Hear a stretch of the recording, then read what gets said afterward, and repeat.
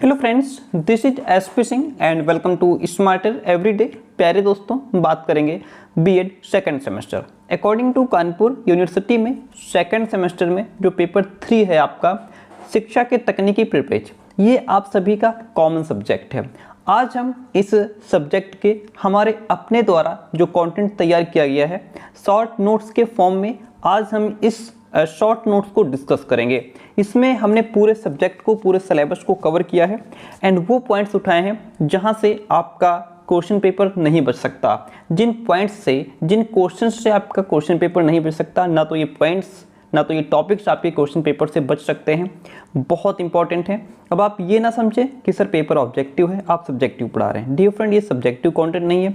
इसमें सिर्फ और सिर्फ हमने इंपॉर्टेंट चीज़ें डाली हैं, इंपॉर्टेंट पॉइंट्स को इंक्लूड किया है, ठीक है, जहाँ से आपका पेपर बनता है। तो अगर आप क्लास में एंड तक, लास्ट तक बने रहते हैं, डेफिनेटली बहुत कुछ सीखने वाले हैं एंड यहाँ से आपको एग्ज़ाम में काफ़ी हेल्प मिलने वाली है। शिक्षण नीतियाँ क्या होती हैं, शिक्षण विधियाँ क्या होती हैं, इनके प्रॉपर अंतर को समझें, क्योंकि यहाँ से क्वेश्चन आपका डेफिनेटली पूछ ही लेता है ना। योजना क्या है, उदाहरण विधि क्या है, प्रेस ट्रस्ट ऑफ इंडिया की स्थापना क्यों हुई, कब हुई, कैसे हुई, यूनाइटेड न्यूज़ ऑफ इंडिया की स्थापना कब हुई, प्रकाशन विभाग की स्थापना कब हुई, भारतीय जनसंचार संस्थान IIMC की स्थापना कब हुई, और भारत के समाचार पत्रों के पंजीयक का क्या हिस्ट्री है, ठीक है। इस तरीके से इन पॉइंट्स को हम समझते हुए चलेंगे, किसने किसका आविष्कार कब किया, है ना, इनको समझेंगे। एक से बढ़कर के एक पॉइंट्स इनमें रहेंगे, यानी कि हम पॉइंट टू पॉइंट चीज़ों को डिस्कस करते हुए चलेंगे। तो आइए शुरू करते हैं। अगर आपके पास ये नोट्स हैं हमारे तो अच्छी बात है, नहीं है तो पेन और कॉपी ले करके लिखना शुरू कर दीजिए एक एक पॉइंट्स को। चलिए आइए डिस्कस करते हैं। पहला पॉइंट है, तकनीकी शब्द जो है वह अंग्रेजी भाषा के टेक्नोलॉजी का हिंदी रूपांतरण है। ओके, बहुत स्लो नहीं पढ़ेंगे, थोड़ा फास्ट पढ़ेंगे, और ताकि क्योंकि आपके पास भी ज़्यादा टाइम है नहीं, 5 दिन का टाइम बचा है। तकनीकी शब्द अंग्रेजी भाषा के टेक्नोलॉजी का हिंदी रूपांतरण है।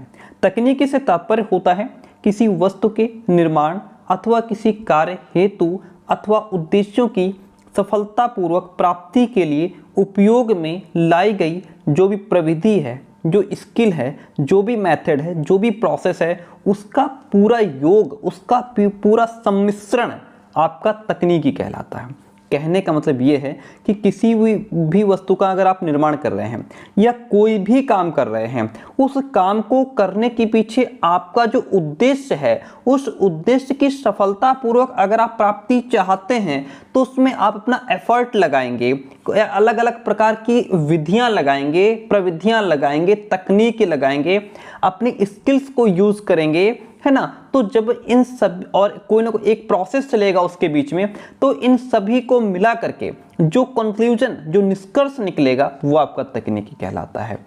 जब हम किसी भी क्षेत्र में सुनिर्धारित उद्देश्यों, वेल डिफाइंड जो ऑब्जेक्टिव्स हैं, उनकी प्राप्ति के लिए विज्ञान के उपकरणों के साथ साथ वैज्ञानिक ज्ञान, विधियों, प्रविधियों, युक्तियों, सिद्धांतों का प्रयोग करते हैं, तब उसे तकनीकी की संज्ञा दी जाती है। टेक्नोलॉजी शब्द जो है यह ग्रीक शब्द टेक्निकोस से बना है। बहुत अच्छा क्वेश्चन अक्सर पूछता है, टेक्नोलॉजी शब्द किस भाषा के शब्द से बना है। टेक्नोलॉजी जो है ये ग्रीक शब्द एक है टेक्निकोस, पूछ लेगा टेक्निकोस किस भाषा का शब्द है। टेक्निकोस ग्रीक भाषा का शब्द है जिससे आपका टेक्नोलॉजी बना है। और भैया टेक्निकोस का अर्थ क्या होता है? टेक्निकोस का अर्थ होता है कला। क्या होता है? कला। टेक्निकोस का अर्थ होता है कला। प्रोफेसर गॉलब्रेथ ने तकनीक की कितनी विशेषताएं बताई हैं? प्रोफेसर गॉलब्रेथ ने तकनीक की 2 प्रमुख विशेषताएं बताई हैं। कहा है किसी भी प्रयोगात्मक कार्य के लिए वैज्ञानिक अथवा सुव्यवस्थित ज्ञान का क्रमबद्ध प्रयोग तकनीकी है। इस कार्य का उसके घटकों में विभाग और उपविभाग करना ही तकनीकी है। तकनीकी से तात्पर्य किसी भी प्रयोगात्मक कार्य के सुव्यवस्थित संपादन के लिए अच्छे तरीके से, एक क्रमबद्ध तरीके से, व्यवस्थित तरीके से अगर उसको संपादन करना चाह रहे हैं तो उसे छोटे छोटे भागों में विभाजित करके वैज्ञानिक उपकरणों के साथ साथ वैज्ञानिक ज्ञान तथा सिद्धांतों का क्रमबद्ध उपयोग करना आपका तकनीकी कहलाता है। शिक्षा के क्षेत्र में तकनीकी का अनुप्रयोग ही शैक्षिक तकनीकी है। शिक्षा के क्षेत्र में जो हम तकनीकी का प्रयोग करते हैं वही हमारा शैक्षिक तकनीकी कहलाता है। शिक्षा में तकनीकी मुख्य रूप से दृश्य श्रव्य सामग्री जैसे कि आपका television, radio, computer, tape, overhead projector जिसको OHP भी कहते हैं इत्यादि का शिक्षा के क्षेत्र में प्रयोग किया जाना है।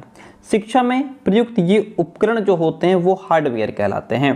कहने का मतलब है जिन्हें हम हार्डवेयर, कठोर शिल्प उपागम भी कहते हैं। ओके, आगे बढ़ते हैं। पॉइंट कहता है 1926 की बात है। 1926 ईस्वी में अमेरिका के ओहियो के एक विश्वविद्यालय में शिक्षण मशीन, टीचिंग मशीन का प्रयोग सिडनी प्रेसी द्वारा किया गया था। शिक्षण मशीन का प्रयोग किसके द्वारा किया गया? सिडनी प्रेसी के द्वारा। कहाँ किया गया? अमेरिका के ओहियो के एक विश्वविद्यालय में किया गया। कब किया गया? 1926 में किया गया।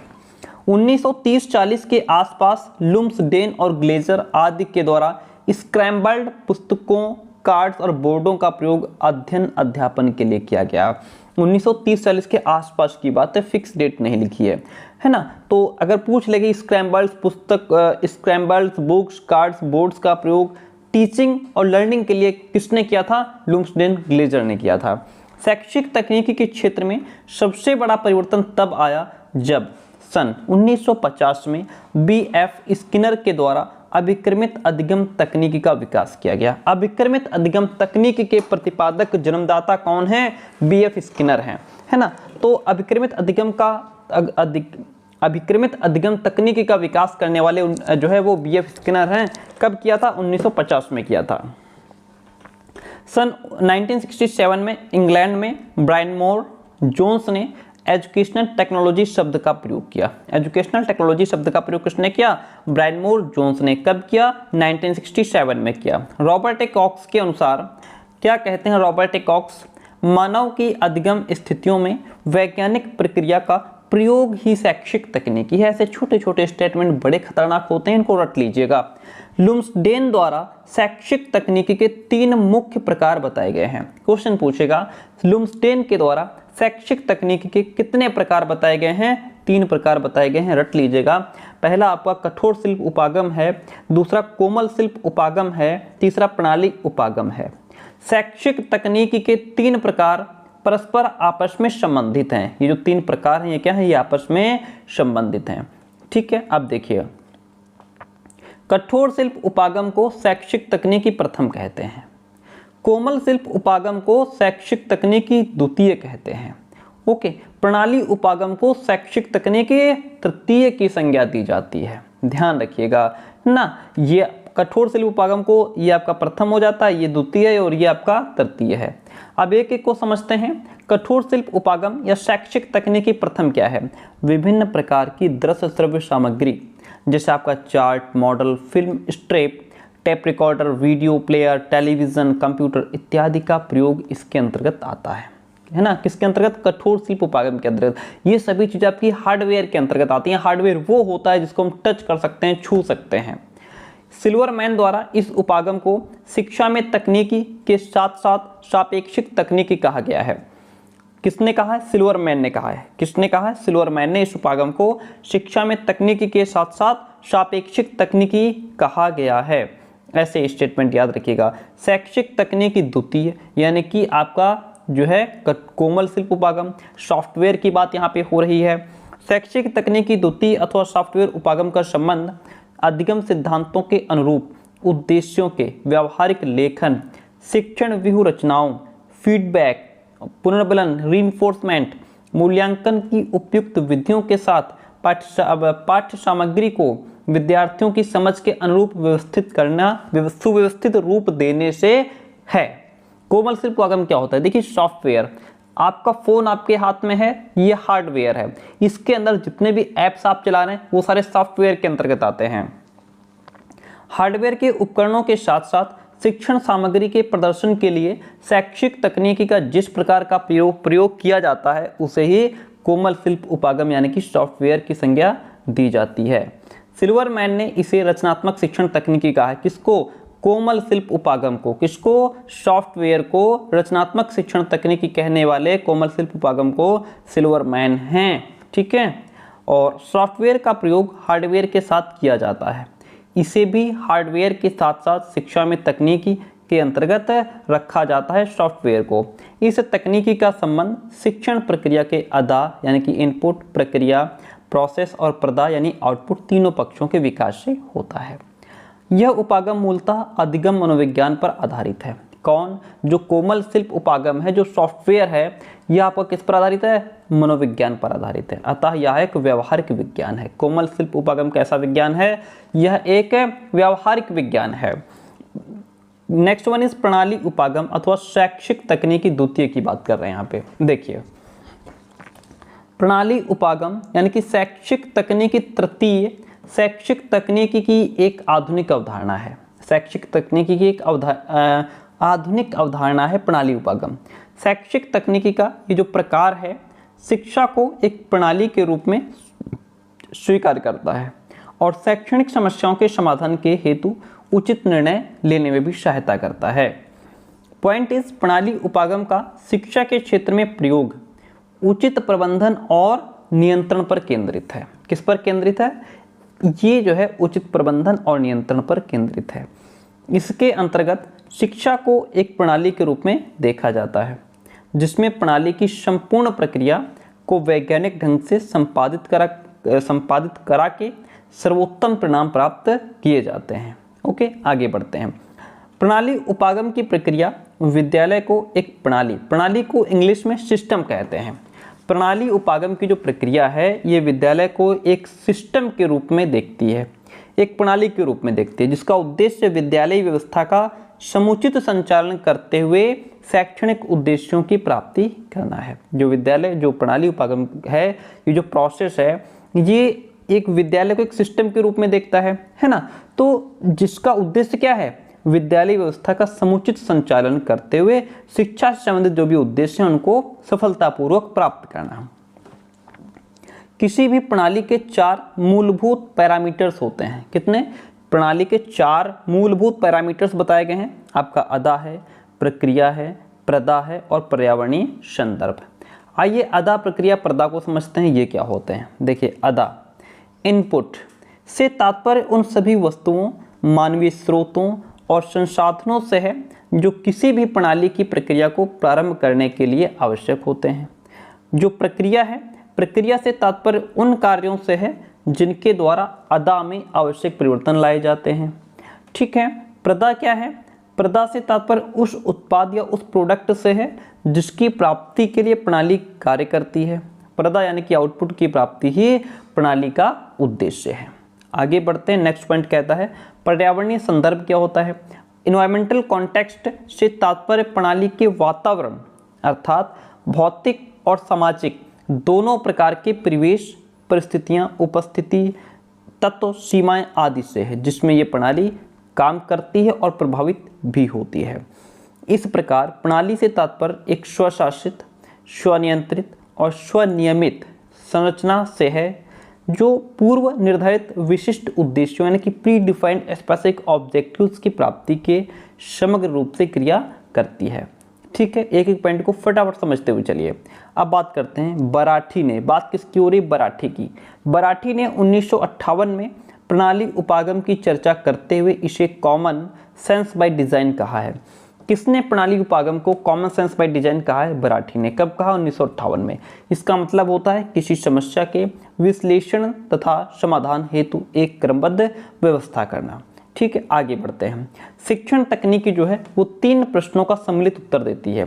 कौन कौन से 3 प्रश्न हैं? क्या पढ़ाया जाए, कैसे पढ़ाया जाए, क्यों पढ़ाया जाए। ये 3 वो प्रश्न हैं जिनका शैक्षिक तकनीकी सम्मिलित रूप से उत्तर देती है। डिफरेंट्स आपको बताते चलें, ये हमारा दूसरा चैनल है जहाँ पे आपकी बाकी क्लासेस चल रही हैं। एसपी सर क्लासेस के नाम से है। ठीक है, एंड इसका जैसे हम आगे बढ़ेंगे हम आपको बता दें, इसमें देखिए हमने पेडागोजी ऑफ बायोलॉजी करा दिया है and pedagogy of social science की जो क्वेश्चन बैंक है एग्जाम टाइम का गोल्ड सीरीज उसको करा रहे हैं। सोशल साइंस कराया है। पेडागोजी ऑफ हिंदी का जो एग्जाम टाइम का गोल्ड सीरीज है उसको फुल रिवीजन करा दिया है। मैथमेटिक्स फुल रिवीजन करा दिया है एंड ये आपको इस चैनल पर नहीं मिलेंगे जिस पर आप पढ़ रहे हैं। ठीक है, ये आपको हमारे इस दूसरे चैनल पर मिलेंगे। पर्यावरण शिक्षा के 100 क्वेश्चंस, पेडागोजी ऑफ इंग्लिश की भी क्लास हमने देखिए कराई है और pedagogy question super 300 MCQs for all teaching exams. कहने का मतलब आपका जितने भी पेडागोजी सब्जेक्ट हैं सभी में कॉमन क्वेश्चंस हैं ये, ओके। एंड उससे पहले पेडागोजी सोशल साइंस के 100 क्वेश्चंस और हमने कराए हैं। तो ये सारी क्लासेस आपको कहाँ मिलेंगी? इस चैनल पर मिलेंगे। लिंक इसका कहाँ है? डिस्क्रिप्शन बॉक्स में भी है, एंड जो कमेंट बॉक्स नीचे होता है जिसमें आप कमेंट करते हैं वहाँ भी हमने इसको पिन किया हुआ है। आप क्लिक करेंगे सीधा इस चैनल पर पहुँच जाएंगे, ओके। चलिए, पॉइंट कहता है कि डॉक्टर आर एस शर्मा ने शिक्षण तकनीक को दार्शनिक, सामाजिक और वैज्ञानिक ज्ञान का वास्तविक उपयोग करने वाली विचारधारा के रूप में स्वीकार किया है। किसने? डॉक्टर आर एस शर्मा ने। किसको? शिक्षण तकनीकी को, ठीक है। शिक्षण तकनीकी के विकास में IK. Davis, Glaser, Gage, Gagne, Bruner का महत्वपूर्ण योगदान है।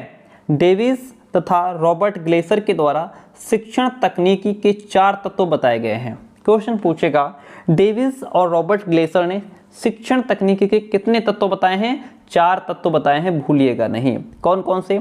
शिक्षण का नियोजन, शिक्षण का संगठन, शिक्षण का अग्रसरण एंड शिक्षण का नियंत्रण। ये वो 4 तत्व हैं जिसको डेविस और रॉबर्ट ग्लेसर ने बताया हुआ है। आइए समझते हैं अनुदेशन तकनीकी क्या होती है। वेरी इंपॉर्टेंट पॉइंट आपसे पूछ लेता है अनुदेशन। देखिए, अनुदेशन तकनीकी 2 शब्दों से मिलकर के बना है। एक तो आपका अनुदेशन, दूसरा आपका तकनीकी। अनुदेशन तकनीकी शैक्षिक तकनीकी का वो रूप है जिसमें अनुदेशन यानी कि इंस्ट्रक्शन, अनुदेशन को प्रभावी बनाने के लिए तकनीकी के सिद्धांतों का प्रयोग किया। जो भी इंस्ट्रक्शन है उसको और ज़्यादा इफेक्टिव बनाने के लिए जो टेक्नोलॉजी के जो प्रिंसिपल्स हैं उनका प्रयोग किया जाता है। जब शिक्षक और शिक्षार्थी के बीच अंतःक्रिया होती है तब हम उसे शिक्षण की संज्ञा देते हैं। सिंपल सी बात है भाई, अगर हम पढ़ा रहे हैं, आप पढ़ रहे हैं, तो हम आपके बीच में एक अंतःक्रिया हो रही है ना, और यही टीचिंग है। किंतु कई बार शिक्षक छात्र अंतःक्रिया के अभाव में भी विद्यार्थी सीखने की प्रक्रिया संपादित करते हैं। लेकिन कई बार ऐसा होता है टीचर और स्टूडेंट के बीच में अंतःक्रिया नहीं हो रही है या शिक्षक नहीं है, फिर भी बच्चे सीख रहे हैं, है ना, फिर भी सीखने की प्रक्रिया संपादित होती है। शिक्षक छात्र अंतःक्रिया के अभाव में विद्यार्थी का जो अधिगम होता है वो आपका अनुदेशन कहलाता है। विद्यार्थी का अधिगम, उद्देश्यों की प्राप्ति करना अनुदेशन कहलाता है, ठीक है।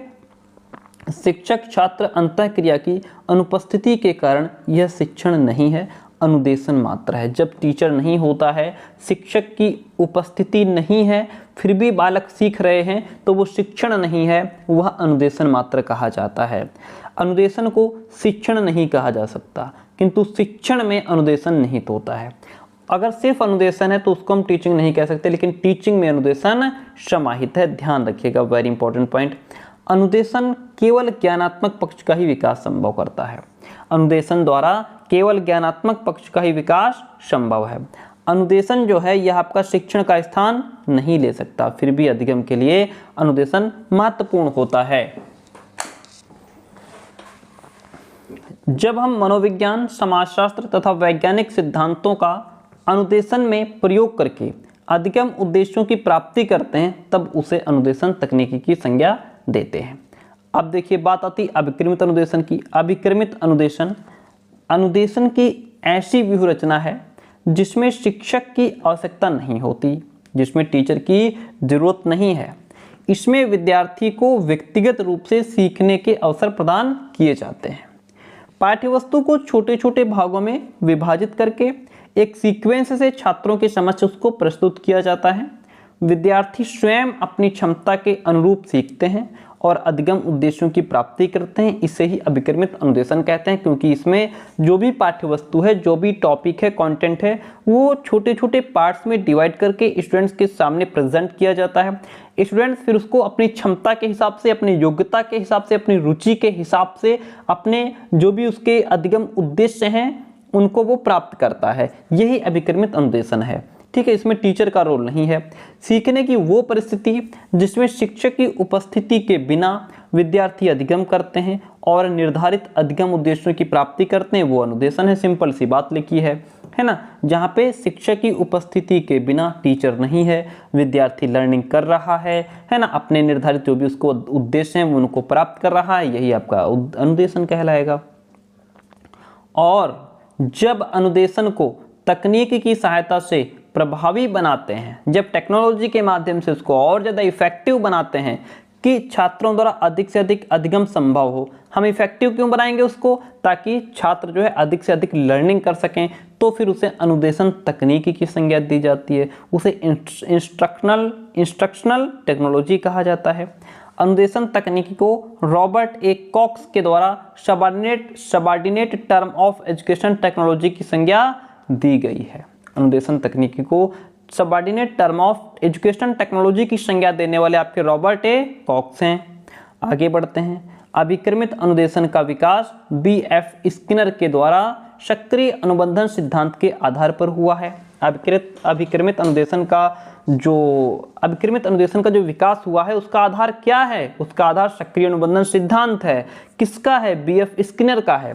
इस सिद्धांत में रीइंफोर्समेंट का विशेष महत्व है, पुनर्बलन का विशेष महत्व है। व्यवहार तकनीकी का सर्वाधिक सबसे अधिक उपयोग शिक्षक प्रशिक्षण के क्षेत्र में किया जाता है। इसी कारण इसे प्रशिक्षण तकनीक यानी ट्रेनिंग टेक्नोलॉजी की संज्ञा भी दी जाती है। आगे बढ़ते हैं। व्यवहार तकनीकी के क्षेत्र में नेड ए फ्लेंडर, एमिडन, ओवर, स्किनर तथा एंडरसन का विशेष योगदान है। नेक्स्ट पॉइंट आपके समक्ष है। पॉइंट कहता है, देखिए क्या कहता है पॉइंट। यह तकनीकी शिक्षक शाब्दिक तथा अशाब्दिक दोनों ही प्रकार के व्यवहारों का अध्ययन करती है। ये जो तकनीकी है जो हम ऊपर पढ़ रहे थे अभी, है ना, जो व्यवहार तकनीकी की बात कर रहे हैं, व्यवहार तकनीकी शिक्षक शाब्दिक और अशाब्दिक, वर्बल एंड नॉन वर्बल दोनों ही प्रकार के व्यवहारों का अध्ययन करती है तथा आवश्यक सुधार करती है। किस प्रकार की तकनीकी जो है शाब्दिक अशाब्दिक दोनों ही प्रकार का अध्ययन करती है? तो वो आपकी व्यवहार तकनीकी है। अब यहाँ से पॉइंट आपका आता है कंप्यूटर सह अनुदेशन को लेकर के। कंप्यूटर सह अनुदेशन क्या है, आइए इसको समझते हैं। कंप्यूटर सह अनुदेशन में किसी विद्यार्थी तथा कंप्यूटर के बीच उसी प्रकार की अंतःक्रिया चलती है जैसे कि एक ट्यूटोरियल प्रणाली में, ट्यूटोरियल सिस्टम में शिक्षक और विद्यार्थी के बीच में चलती है। ठीक है। कंप्यूटर सह अनुदेशन हजारों और लाखों विद्यार्थियों को एक ही समय में व्यक्तिगत सह अनुदेशन प्रदान करने की क्षमता रखता है। कंप्यूटर सह अनुदेशन एक ऐसी प्रणाली है जिसमें कंप्यूटर के प्रयोग द्वारा अधिगम कार्य किया जाता है। कंप्यूटर सह अनुदेशन में सिंपल सी बात आपको ये याद रखनी है कि जिसमें कंप्यूटर का प्रयोग करके बच्चों को लर्निंग कराया जाता है, अधिगम कराया जाता है, अधिगम का कार्य होता है, वही आपका कंप्यूटर सह अनुदेशन है। इसमें तीन शब्दों का महत्व है। एक तो कंप्यूटर, दूसरा सह, तीसरा अनुदेशन। कंप्यूटर का मतलब आप सभी जानते ही हैं। सह का अर्थ होता है साथ, अनुदेशन का अर्थ होता है, अनुदेशन का अर्थ दो रूपों में ग्रहण किया जा सकता है। नंबर एक तो ऐसा अनुदेशन जो शिक्षक द्वारा किया जाता हो, ऐसा अनुदेशन जिसमें शिक्षक की भूमिका कंप्यूटर द्वारा निभाई जा रही हो, है ना। तो इसमें दोनों ही चीज़ें आपकी शामिल होती हैं। आगे बढ़ते हैं नेक्स्ट पॉइंट की तरफ। अब बात करते हैं हम ई अधिगम की। किसकी बात करेंगे? ई अधिगम की।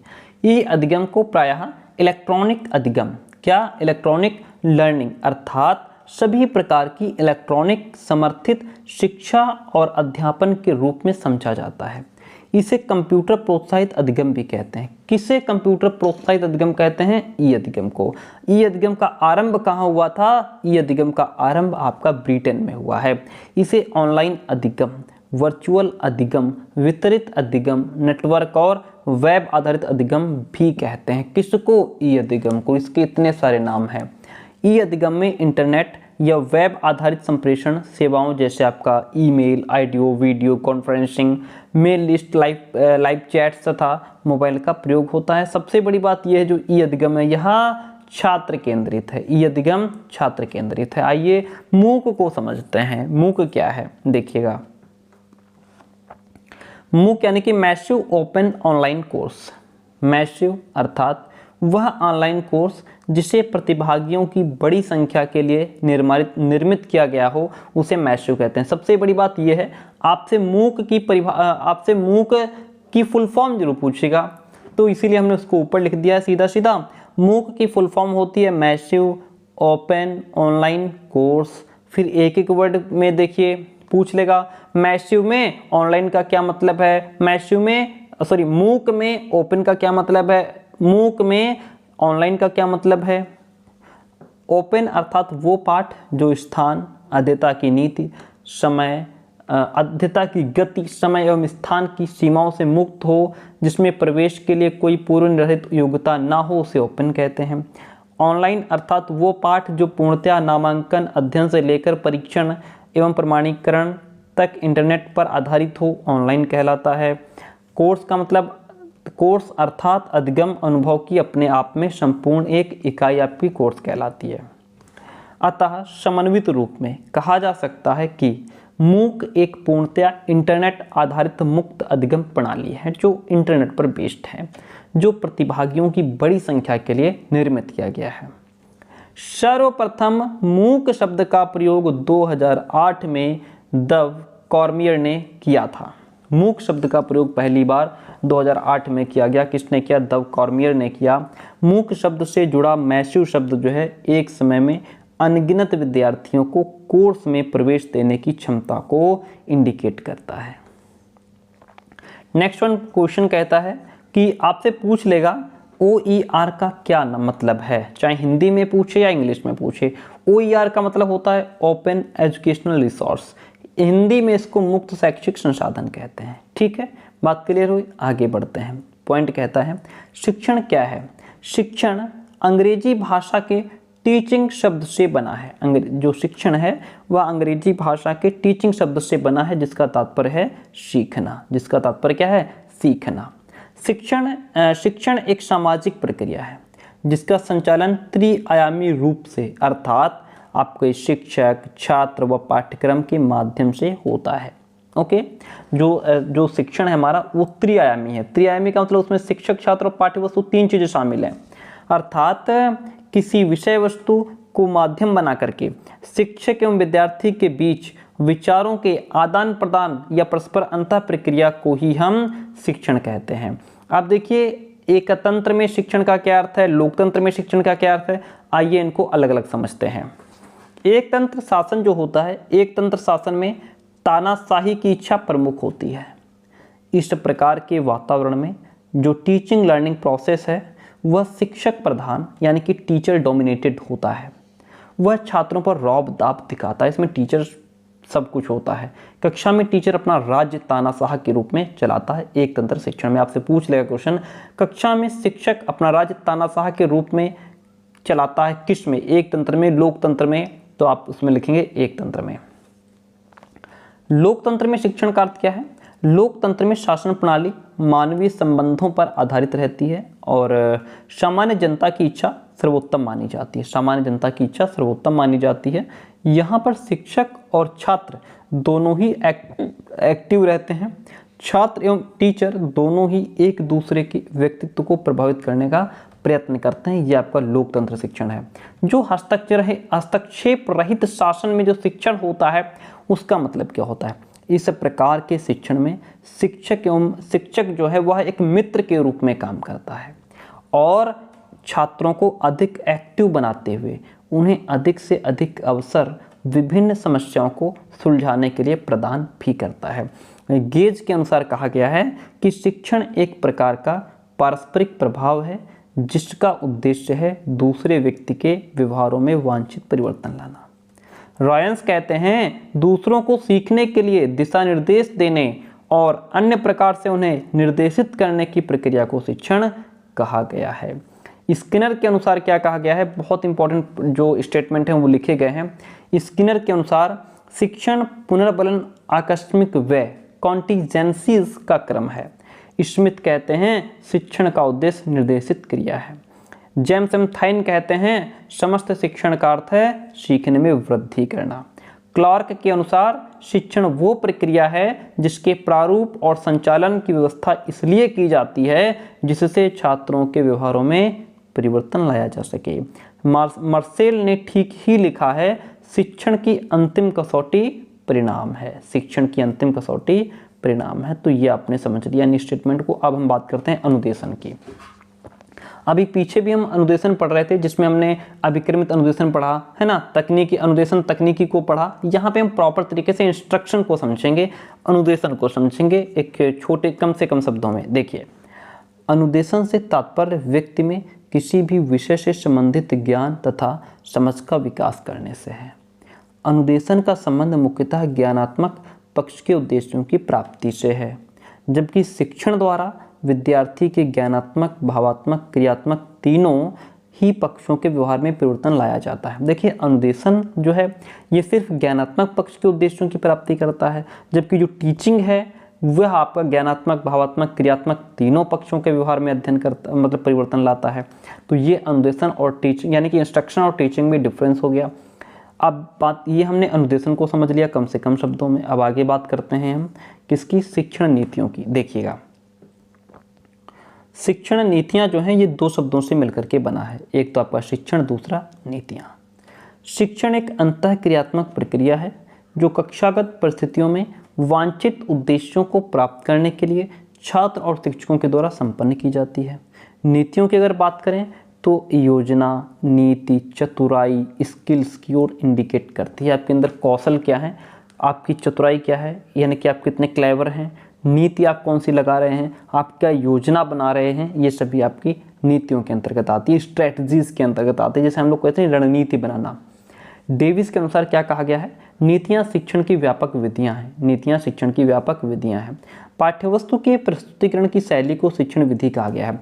किसी भी चैप्टर को आप बच्चों के सामने कैसे प्रेजेंट करते हैं, इसकी जो स्टाइल होती है उसको प्रेजेंट करने की, वो आपका टीचिंग मेथड कहलाता है। विधि जो है अंग्रेजी भाषा के मेथड शब्द का पर्यायवाची है। मेथड शब्द जो है वो लैटिन भाषा से लिया गया है, जिसका अर्थ होता है मोड या वे, रास्ता अथवा माध्यम। अब बात करेंगे शिक्षण नीतियाँ क्या होती हैं, शिक्षण विधियाँ क्या होती हैं। देखिए, फटाफट से समझते हुए चलिए। शिक्षण नीतियों का चयन उद्देश्यों के आधार पर किया जाता है कि किस प्रकार के उद्देश्य हैं, उसी हिसाब से स्ट्रेटजी अपनाई जाएगी। शिक्षण विधियों के चयन में पाठ्य वस्तु की प्रकृति पर ध्यान दिया जाता है। किस प्रकार का चैप्टर है, कौन सा चैप्टर, किस प्रकार का मतलब कौन सा चैप्टर किस प्रकार का चैप्टर है, उसकी प्रकृति क्या है, सब्जेक्ट क्या है, इस बात पर डिपेंड करता है। और इसमें आपकी टीचिंग मेथड्स, आपकी शिक्षण विधियाँ इस बात पर डिपेंड करती हैं कि आपका सब्जेक्ट क्या है, जो चैप्टर है उसकी प्रकृति क्या है, उसी हिसाब से टीचिंग मेथड को अपनाया जाएगा। आप मैथ्स पढ़ा रहे हैं या हिंदी पढ़ा रहे हैं, दोनों में अलग अलग प्रकार का टीचिंग मेथड यूज होगा। फिजिक्स पढ़ा रहे हैं या सोशल साइंस पढ़ा रहे हैं, दोनों में अलग अलग प्रकार की टीचिंग मेथड्स का आप यूज करेंगे।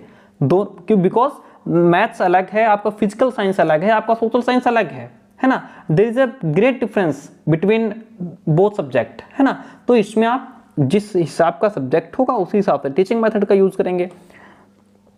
शिक्षण नीतियों में व्यवहारों और संबंधों का स्थान महत्वपूर्ण है। इसमें पाठ्यवस्तु और उसका प्रस्तुतिकरण महत्वपूर्ण माना जाता है। शिक्षण नीतियाँ शिक्षण को विज्ञान के रूप में मानती हैं। जो शिक्षण नीतियाँ हैं वो कहती हैं जो टीचिंग है वो टीचिंग इज अ साइंस। जो टीचिंग मेथड्स हैं वो टीचिंग को कहती हैं इट्स अ आर्ट। टीचिंग एक आर्ट है। शिक्षण नीतियों का मुख्य काम उपयुक्त सीखने की परिस्थितियां उत्पन्न करना है। शिक्षण विधियों का मुख्य काम पाठ के प्रस्तुतिकरण को अधिक इफेक्टिव बनाना है कि जो हम पाठ बच्चों तक पहुंचाएं, चैप्टर वो और ज़्यादा प्रभावशाली कैसे बने, बच्चों को कैसे इंटरेस्ट आए पढ़ने में, है ना, समझ में कैसे आए। शिक्षण नीतियों के मूल्यांकन का मापदंड उद्देश्यों की प्राप्ति होता है। शिक्षण विधियों के मूल्यांकन का मापदंड पाठ्यवस्तु पर अधिकार प्राप्त करना है। इसमें सूक्ष्म उपागम का अनुसरण किया जाता है। इसमें स्थूल मैक्रो टीचिंग को अपनाया जाता है। इसमें माइक्रो अपनाया जाता है, इसमें मैक्रो अपनाया जाता है। There is a difference between, है ना। यह मॉडर्न ह्यूमन ऑर्गेनाइजेशन थ्योरी का उपहार है। यह क्लासिकल ह्यूमन ऑर्गेनाइजेशन थ्योरी की देन है। दोनों में बहुत अंतर है, दोनों में अच्छे खासा क्वेश्चन पूछा जा सकता है, कंफ्यूज ना हो। मस्तिष्क उद्दीलन नीति क्या होती है, ब्रेनस्टॉर्मिंग स्ट्रेटजी को समझिए। मस्तिष्क उद्दीलन का शब्दकोशी अर्थ होता है मस्तिष्क को उद्दीलन करना, उसमें उथल पुथल मचाना, यानी कि ऐसी आंधी लाना जिसमें किसी व्यक्ति, किसी वस्तु, व्यक्ति, प्रक्रिया, कॉन्सेप्ट के बारे में अनगिनत विचार और सोच एक साथ अनायास ही, अचानक ही उनकी अच्छाई बुराई, औचित्य अनौचित्य की परवाह किए बिना मस्तिष्क पटल पर उभर आए। व्यूह रचना के रूप में इसे प्रतिष्ठित करने का श्रेय A.F. ऑसबॉर्न को जाता है, जिसने अपनी रचना अप्लाइड इमेजिनेशन के द्वारा इसे सबके सामने रखा था। कुछ पूछ लेगा आपसे, अप्लाइड इमेजिनेशन किसकी रचना है? A.F. ऑसबॉर्न की है।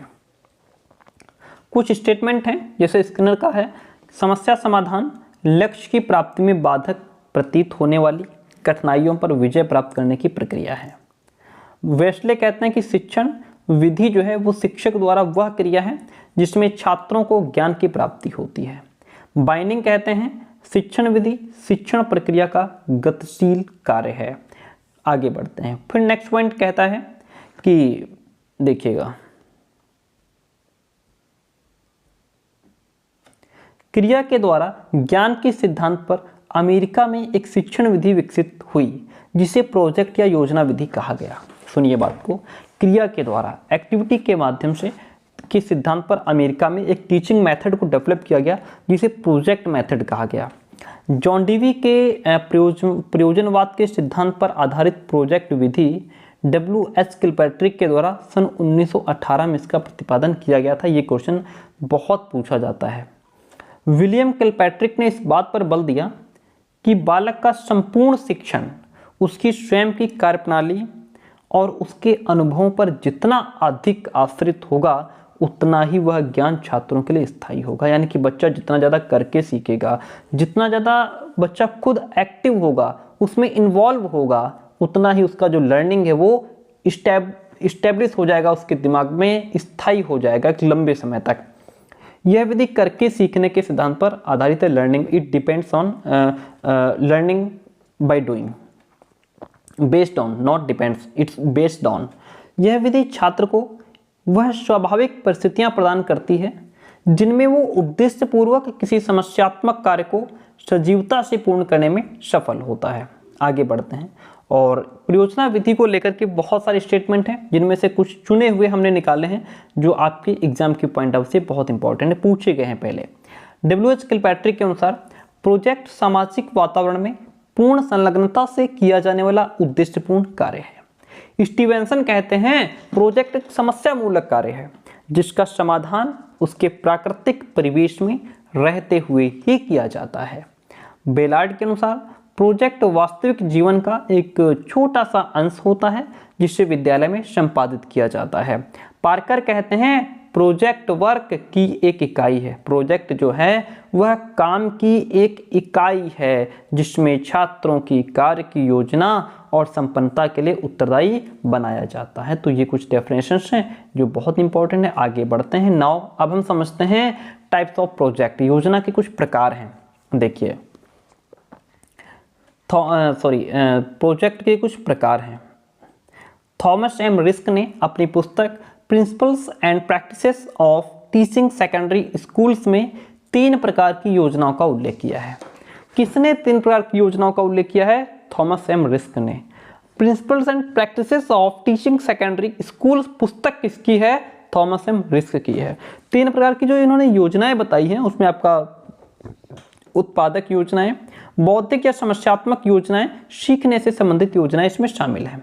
ठीक है, आगे बढ़ते हैं। किलपैट्रिक ने अपनी पुस्तक फाउंडेशन ऑफ मेथड में 4 प्रकार की योजनाओं का उल्लेख किया है। फाउंडेशन ऑफ मेथड पुस्तक किसकी है? किलपैट्रिक ने। किलपैट्रिक ने योजनाओं का कितना प्रकार बताया है? 4 प्रकार।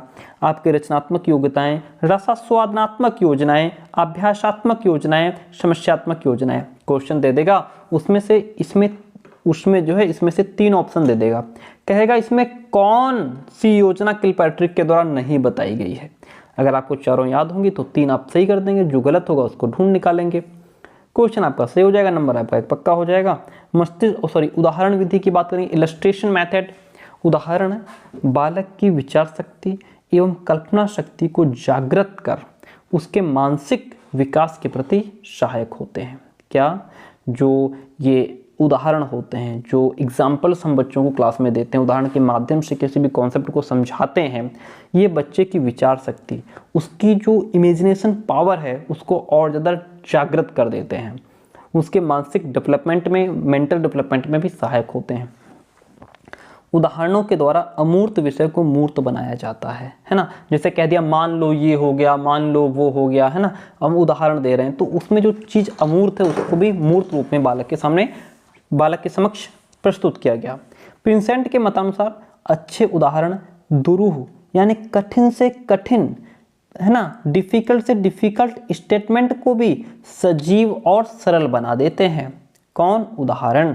इसीलिए तो मैथ्स की बुक आप लेकर के आइए, उसमें कितने सारे एग्जाम्पल्स दिए होते हैं, बहुत सारे एग्जाम्पल्स होते हैं।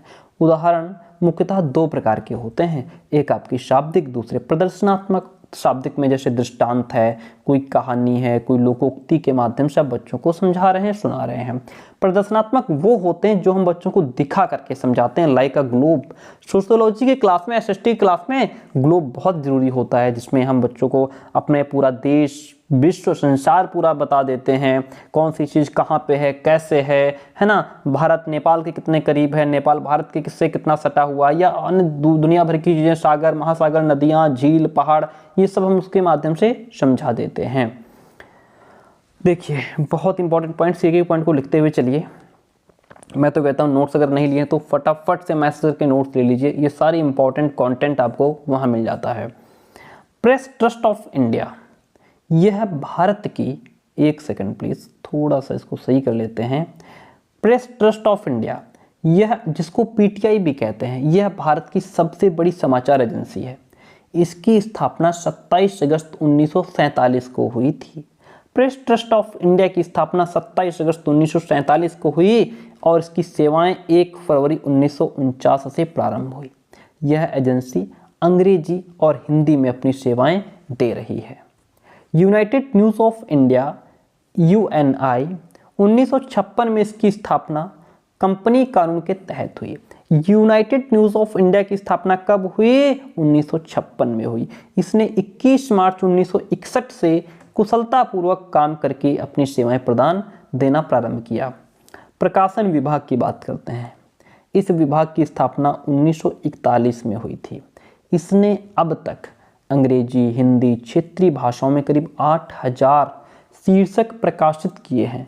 इस विभाग का मुख्यालय दिल्ली में है। भारतीय जनसंचार माध्यम, Indian institute of mass communication IIMC, इसकी स्थापना 17 अगस्त 1965 को समिति पंजीकरण अधिनियम 1860 के अंतर्गत की गई, जिसे संचार शिक्षण, प्रशिक्षण तथा अनुसंधान के क्षेत्र में उत्कृष्ट केंद्र के रूप में जाना जाता है। भारत के समाचार पत्रों के पंजीयक, वर्ष 1953 में प्रथम प्रेस आयोग की संस्तुति पर और प्रेस और पुस्तक पंजीकरण अधिनियम 1867 में संशोधन से 1 जुलाई 1956 को भारत के समाचार पत्र पंजीयक का कार्यालय अस्तित्व में आया। समाचार पत्र पंजीयक को प्रेस पंजीयक भी कहा जाता है। महाराष्ट्र से सन 1822 से प्रकाशित हो रहा बॉम्बे समाचार देश का सबसे पुराना अखबार है। देश का सबसे पुराना अखबार कौन सा है? बॉम्बे समाचार। ठीक है, जो कब से प्रकाशित हो रहा है? 1822 से। गुटनिरपेक्ष समाचार network, non aligned news network, यह औपचारिक रूप से 27 जून 2006 से शुरू हुआ। कब से शुरू हुआ? 27 जून 2006 से शुरू हुआ।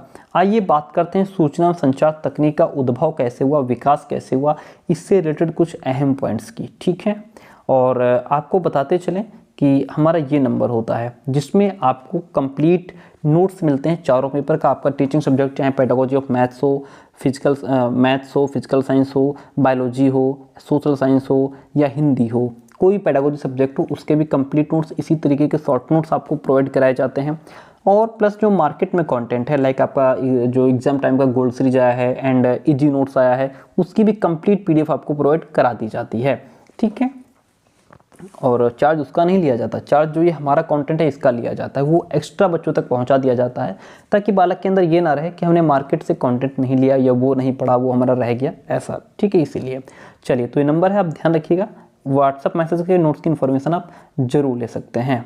चलिए, तो हम थे यहाँ पे सन 1450 में जर्मनी के गुटेनबर्ग द्वारा मुद्रण मशीन के आविष्कार ने सूचना तकनीकी के क्षेत्र में बहुत ही महत्वपूर्ण योगदान दिया। जर्मनी के गुटेनबर्ग के द्वारा जो मुद्रण मशीन है उसके आविष्कार ने। चलिए, 1849 में इंग्लैंड में और फ्रांस में छायाचित्र विज्ञान जिसको फोटोग्राफी कहते हैं उसका आविष्कार हुआ। फोटोग्राफी का आविष्कार 1849 में हुआ। एंड फ्रांस के जो प्रोफेसर हैं AB रेने ग्राफिन के द्वारा फोटोस्टेट तकनीकी का आविष्कार 1900 में हुआ था। 1938 में अमेरिकन प्रोफेसर F कॉल्डसन के द्वारा जीरोग्राफी का आविष्कार हुआ। किस सन में हुआ? 1938 में। 1940 में इंग्लैंड के JB डेंसर तथा फ्रांस के रेने डेमेन के द्वारा माइक्रोग्राफी तकनीक का आविष्कार हुआ। 1960 में अमेरिका के थियोडोर मेमन के द्वारा लेसर तकनीक का आविष्कार हुआ। 20वीं शताब्दी में अति आधुनिक उपकरणों, magnetic video camera, video disc एवं संगणकों का विकास इत्यादि ये सब हुआ 20वीं शताब्दी में। 1837 में अमेरिका SPB मोर्स के द्वारा तार प्रणाली का आविष्कार हुआ, टेलीग्राफी का आविष्कार हुआ। नेक्स्ट पॉइंट इज 1876 में स्कॉटलैंड के अलेक्जेंडर ग्राहम बेल के द्वारा टेलीफोन का आविष्कार हुआ। 1895 में इटली के जी मार्कोनी के द्वारा रेडियो का आविष्कार हुआ। 1925 में स्कॉटलैंड के JL बियर्ड के द्वारा टेलीविज़न का आविष्कार हुआ। ये सारे पॉइंट्स को रट्टा मार के जाइएगा। संचार उपग्रहों का आविष्कार एवं विकास इस दिशा में सबसे पहले स्पुतनिक उपग्रह 4 अक्टूबर 1927 को सोवियत रूस के द्वारा अंतरिक्ष में स्थापित किया गया था। 20वीं शताब्दी में केबल एवं फैक्स तकनीक का आविष्कार हुआ। 20वीं शताब्दी में केबल एवं फैक्स तकनीक का आविष्कार हुआ। नेक्स्ट पॉइंट कहता है, क्या कहता है पॉइंट? सन 1950 में विश्व में सर्वप्रथम सूचना एवं संचार जगत में सूचना एवं संचार विज्ञान इंफॉर्मेशन एंड कम्युनिकेशन साइंस शब्द का प्रयोग किया गया। सूचना एवं संचार तकनीकी के मुख्य रूप से 3 घटक हैं: सूचनाओं का संग्रहण, सूचनाओं का संचार, हस्तांतरण, सूचनाओं की प्रोसेसिंग एवं पुनरुत्पादन। ठीक है, आगे बढ़ते हैं। एनकोडिंग की बात करें तो एनकोडिंग क्या होता है समझिएगा। एनकोडिंग वो प्रक्रिया है जिसमें किसी विचार या भावना की अभिव्यक्ति के लिए संकेतों या प्रतीकों का प्रयोग किया जाता है। डिकोडिंग क्या होता है? ये वो प्रोसेस है जिसमें संदेश प्राप्त करने वाला व्यक्ति संदेश स्रोत से प्राप्त संकेतों या प्रतीकों का कूटानुवाद करके संदेश ग्रहण करता है। आइए मल्टीमीडिया को समझते हैं। मल्टीमीडिया क्या है? देखिए, मल्टीमीडिया बहुमाध्यम, अंग्रेजी के मल्टी और मीडिया शब्दों से मिलकर के बना है। मल्टी का अर्थ होता है बहु या विविध और मीडिया का अर्थ होता है माध्यम। ठीक है, तो मल्टीमीडिया एक ऐसा माध्यम है जिसके द्वारा विभिन्न प्रकार की जानकारियों का विविध प्रकार के माध्यम जैसे कि टेक्स्ट हो गया, ऑडियो, ग्राफिक्स, एनिमेशन, वीडियो आदि का एक कॉम्बिनेशन करके जो है ऑडियंस तक पहुंचाया जाता है। JPG का पूरा नाम ज्वाइंट फोटोग्राफिक एक्सपर्ट ग्रुप है। GIF का पूरा नाम ग्राफिकल इंटरचेंज फॉर्मेट है। रट्टा मार लीजिएगा। फिर हम बात करते हैं नेटवर्क क्या है। विभिन्न कंप्यूटरों को परस्पर जोड़ने का प्राप्त संजाल क्या कहलाता है? नेटवर्क कहलाता है। वेब पर उपलब्ध पेजों का समूह क्या कहलाता है? ये आपका साइट कहलाता है। इंटरनेट से जुड़कर के काम करना ऑनलाइन कहलाता है। इंटरनेट पर विभिन्न साइटों को देखना सर्फिंग कहलाता है।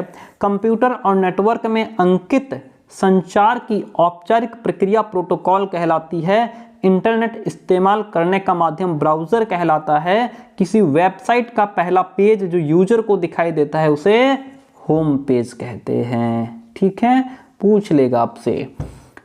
फिर आगे बात करते हैं।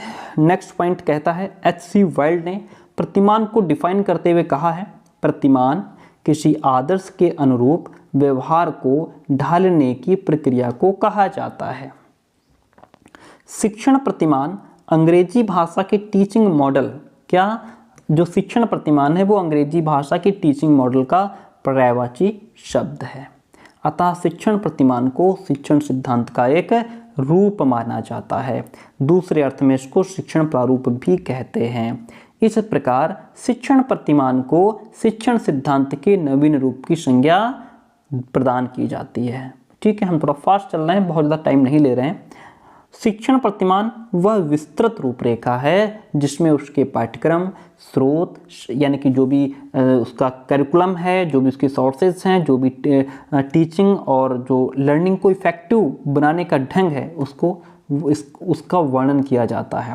इसका सूत्र क्या होता है? शिक्षण प्रतिमान इज इक्वल्स टू पाठ्यक्रम प्लस साधन प्लस शिक्षण प्लस सीखना।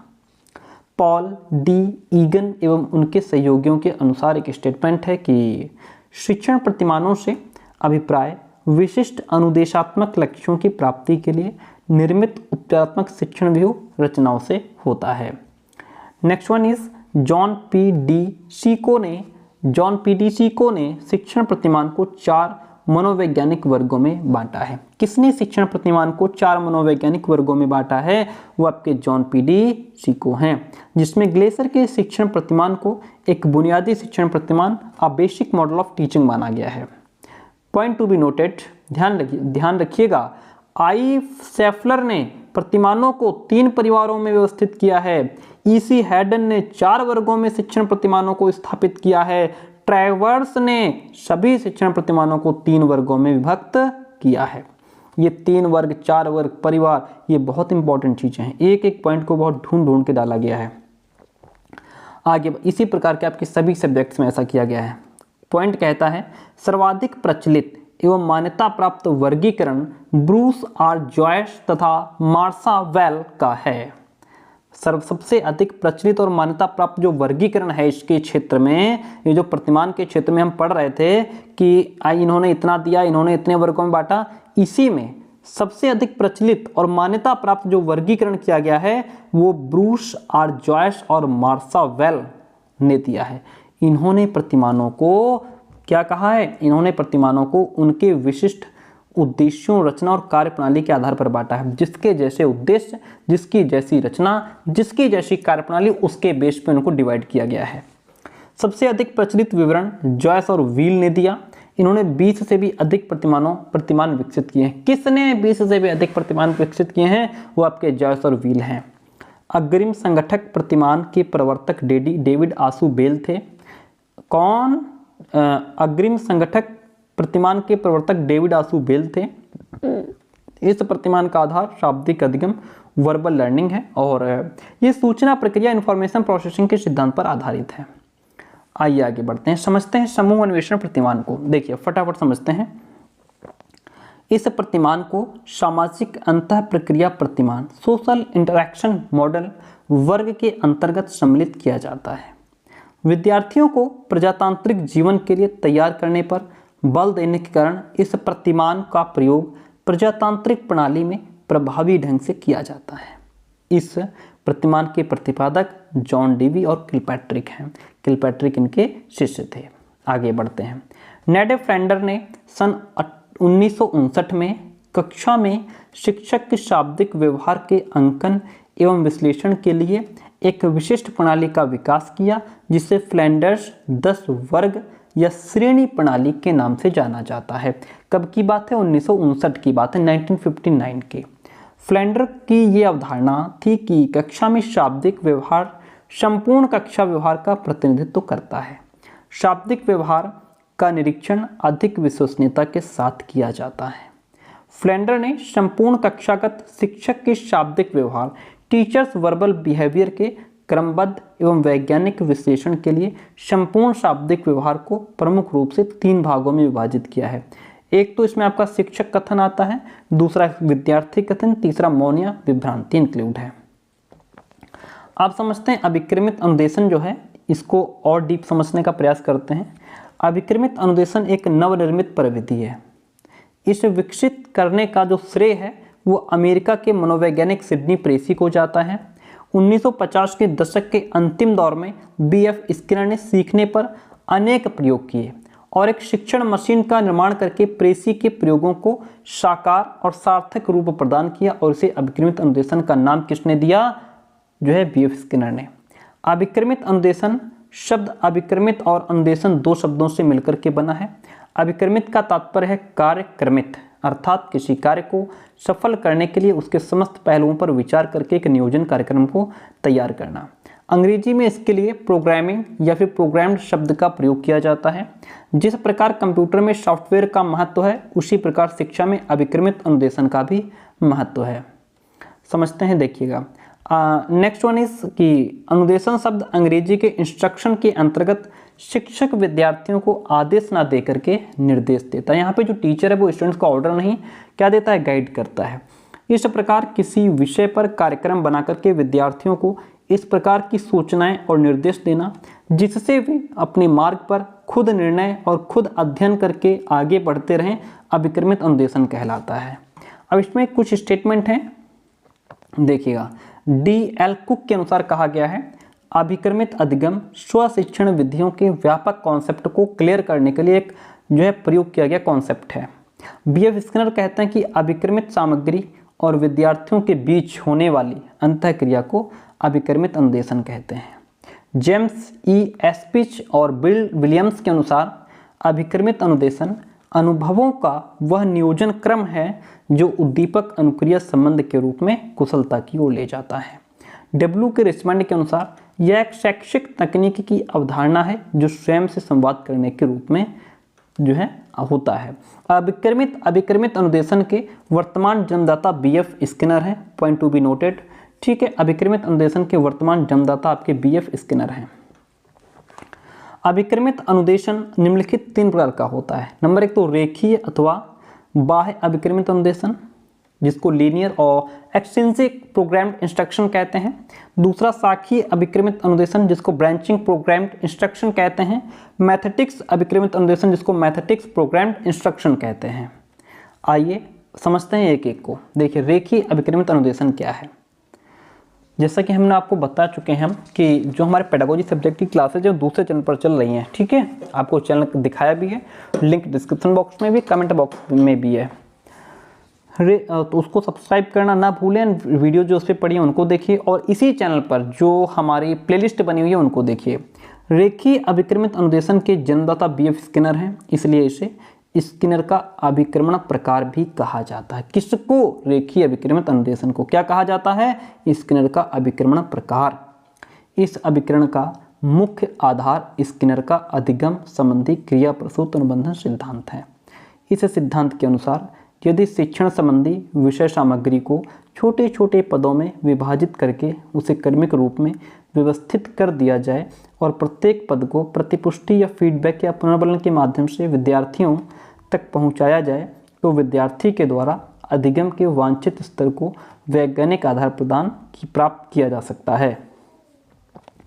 अब बात करते हैं शाखीय अभिक्रमित अनुदेशन की।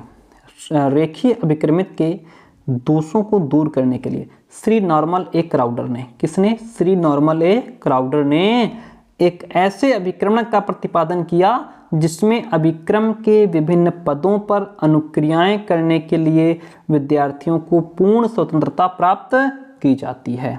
इसमें विद्यार्थियों को एक पद से दूसरे पद पर एक सीधी रेखा पर चलने के लिए बाध्य नहीं किया जाता, बल्कि वे स्वतंत्रता पूर्वक अलग अलग रास्ते अपनाते हुए अंतिम पद तक पहुंचते हैं। इसलिए इसे शाखीय अभिक्रमित अनुदेशन कहा जाता है।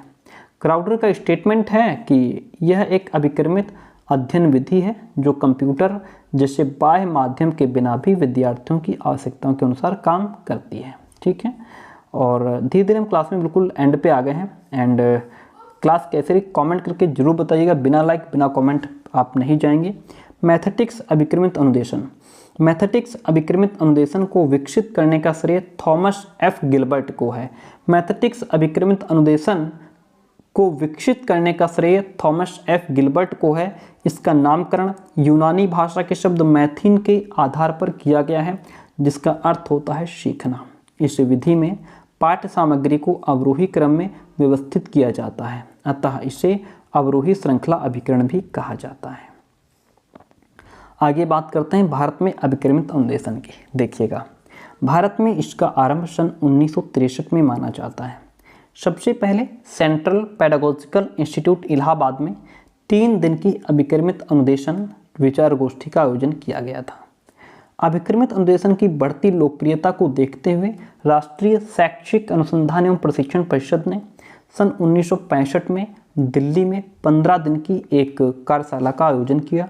इसके पश्चात 1966 और 67 में भी NCERT ने क्रमशः दिल्ली और चंडीगढ़ में कार्यशालाओं का आयोजन किया और उसके प्रयोग और प्रशिक्षण पर बल दिया।